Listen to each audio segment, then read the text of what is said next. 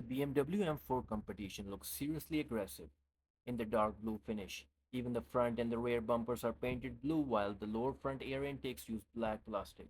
It has a wide low stance and a very clean two-door design that makes the car look much more sportier and shorter than the modern sedan.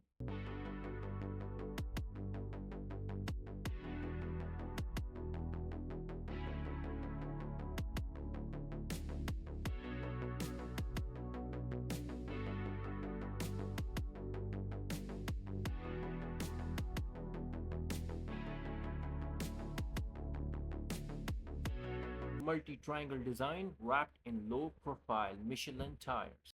You get the sharp LED headlights, U-shaped lighting elements, and black kidney grills. Now let's get inside. The particular M4 has a really nice red and black interior which gives us a much more aggressive character compared with an all-black cabin. The first thing you notice is a large leather-wrapped M steering wheel. It has stitching around the edges and plenty of buttons on the both sides, and you can control different functions without taking your hand completely away from the wheels. In the center, you get the small circular horn area with the classic BMW logo. Looks cute, something you will recognize immediately from almost every BMW. Behind the wheel, there are pedal shifters for manually controlling the automatic transmission, but they look plastic. And then we have the traditional BMW controls for the indicators and wiper, still plastic again. The indicator stalk is on the left with the while the wiper controls are on the other side. Some of these parts are still finished in plastic, which is perfectly normal. But when you're sitting inside an M4 competition, you naturally expect a little more premium material in certain areas. Still, the overall driving position feels very focused. You sit low, the steering wheel is wide in front of you, and everything feels designed around the driver.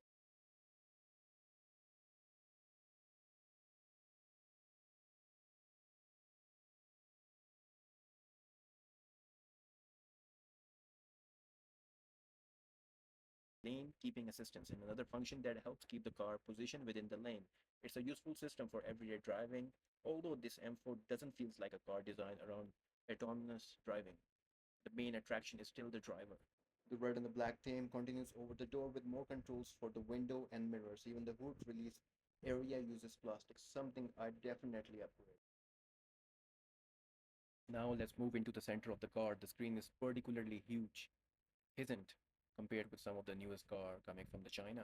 But I actually feel like that physical control BMW has kept here.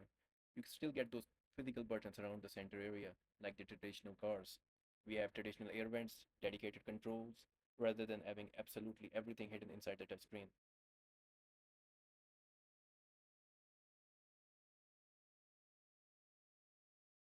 And then we get to one of the most interesting areas in M4, the driving controls.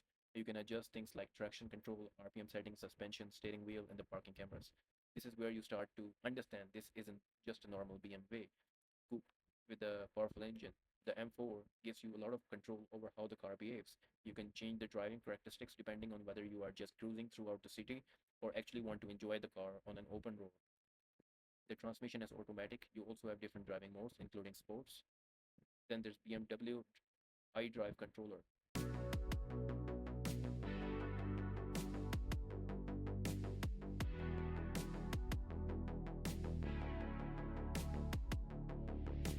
You have got the large rotary dial with the shortcut buttons around it, allowing you to move through the menus without constantly reaching for the screen.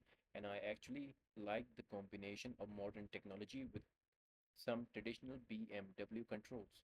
There's also carbon fiber trim around the cabin, which gives the interior a much more performance-oriented feeling. The gear selector has the compact M-style design, and the overall center console feels like it was built around the driver rather than the passenger. This is exactly why I did expect from a M4 competition.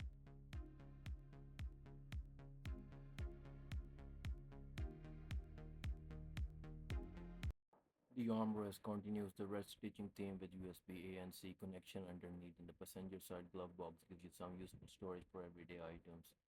Now let's see what the back seats are like.